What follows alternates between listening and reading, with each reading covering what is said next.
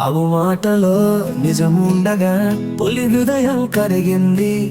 దయా నిజం ఉంటే శత్రువు స్నేహితుతాడు. అడవిలో పులి ఆకలితో ఆవును చూసి ముందుకొచ్చింది.